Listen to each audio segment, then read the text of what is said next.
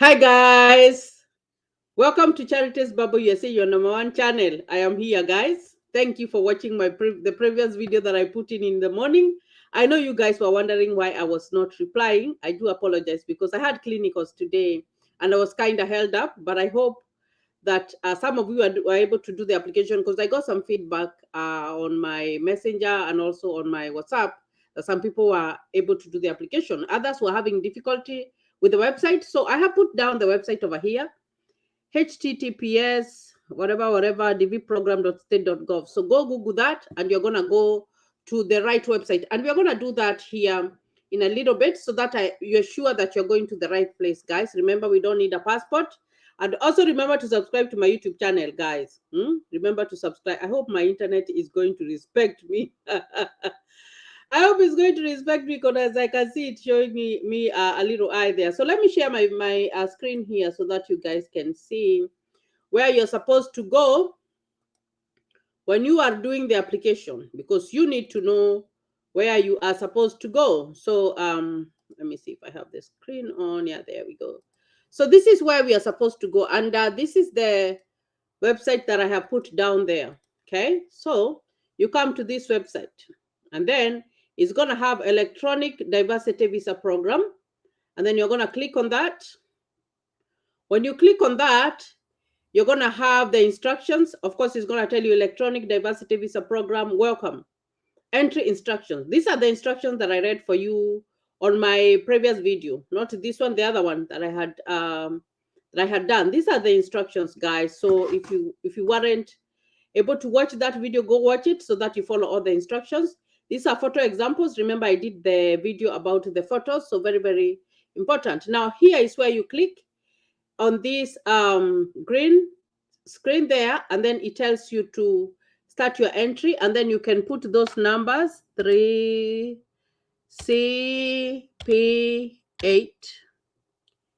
VYCX,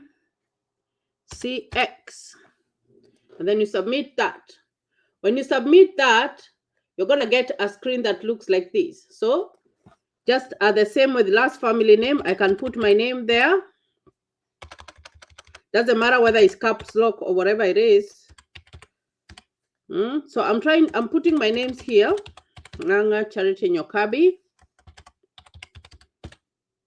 And then gender, female. And then you write your date of birth. Whatever date that you were born. I'm going to put 1955. I'm not going to tell you guys my date of birth. So 1955, maybe that's when I was born. Okay, the birth city. Enter city only. Do not enter district, county, or province. So here I can say Kiambu, because I know that's a city. Or if you don't know it, you can leave it and just click there. Birth city unknown. You don't know it. It's fine. You can leave it like that. Then this country where you are born. This is a drop down here. You come all the way down up to the country that you were born. So let's assume you were born in Libya. You are going to click there. Let's assume you were born in Cote d'Ivoire. I saw Cote d'Ivoire somewhere. There.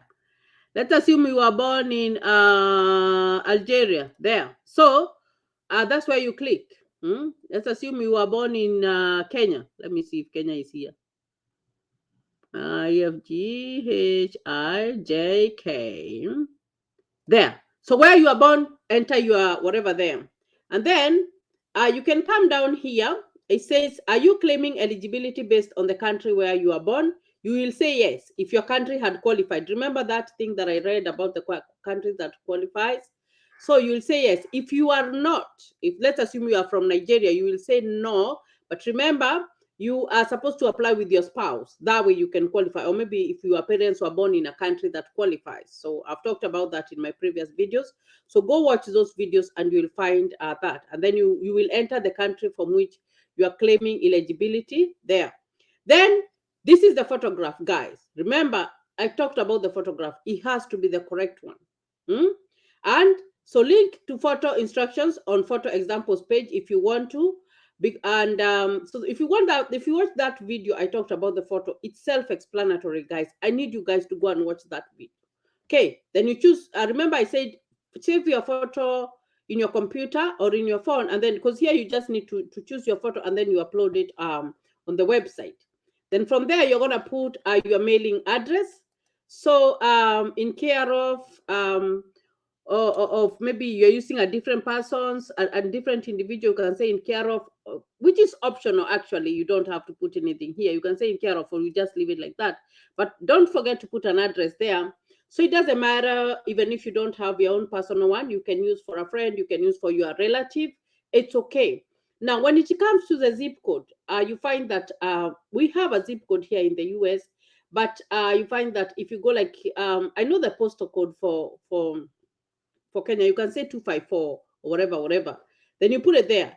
If you do not have it, look at here. They say no postal code or zip code. You can click there. It's okay. You will be fine if you don't put the zip code. But remember, you have to put the address. Then you select the country.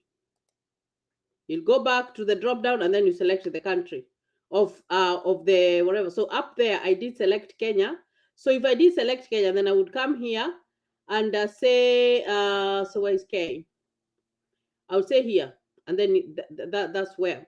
And then it's going to ask you the country where you live today. Where are you living currently? So the country where you live today is here.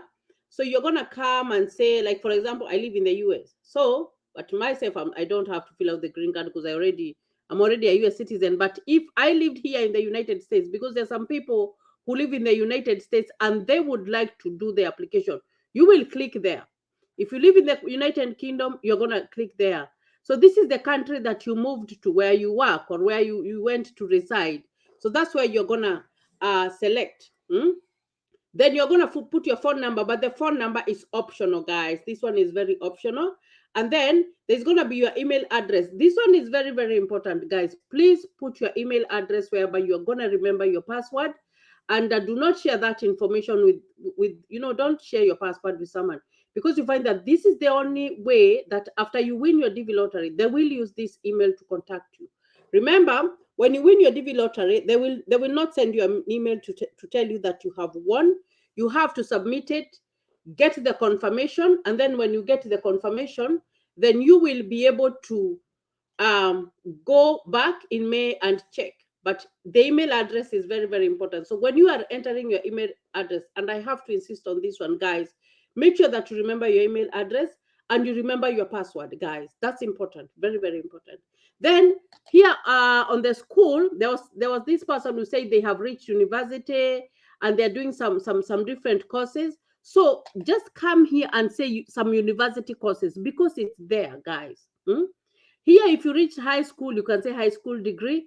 If you are in high school and you do not have degree, there was another question that came in about this person. They were, I think they're doing their exam, their high school exam, but they still do not have the degree. You can apply, you can say high school, not degree, but by the time the DV lottery is announced, and by the time your processing goes on, because it takes a longer time, you will already have your certificate and you will be good to go, guys. So look at this. So if you have, let's assume that you have 2 degrees, so you have had like so many courses that you have done, enter here, and you still qualify because the lowest qualification is the high school. So you still qualify. So look at where you are, and that's what the easiest way is to look where you are, and then you're going to enter that where you are in education. In other words, that's what I'm trying to explain now. And then it's going to ask you, what is your current marital status? You're going to say whether you're married or whether you're going to say whether you are unmarried or married and your spouse is not a US citizen or a US lawful permanent resident.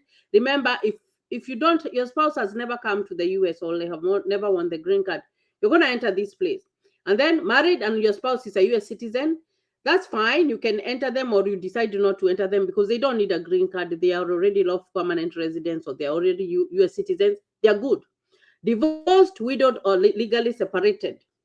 You have to indicate there.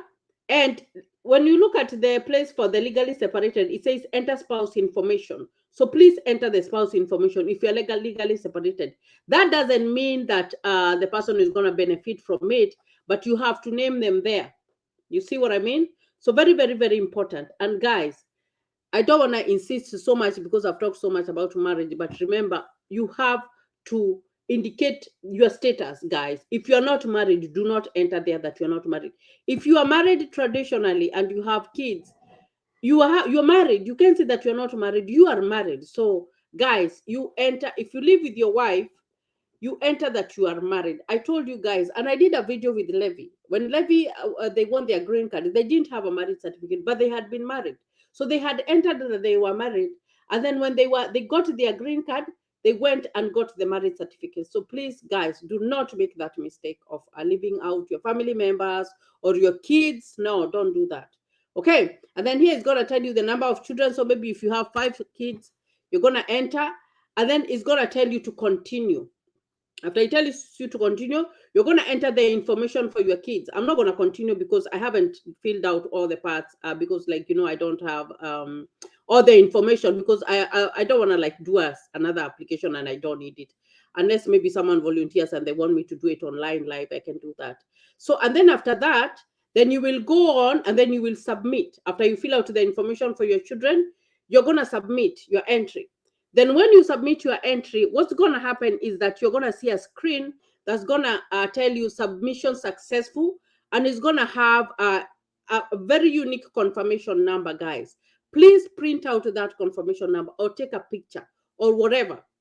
If you're using your phone, save it. Take a picture and save it in your phone because that's what you're going to use to check.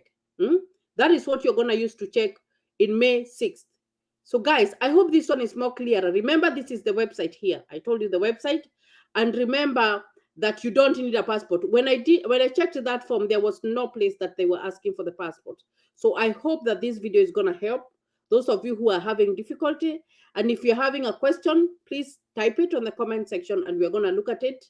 And then we're going to talk about it in the consecutive days as you guys fill out your DV lottery. So guys, continue subscribing to my YouTube channel. Continue sharing. And that's how we roll, guys. I just wish you all the best, guys. I wish you all the best when you're filling out your DV lottery. And I hope that you will do well. So thank you, guys, and God bless you.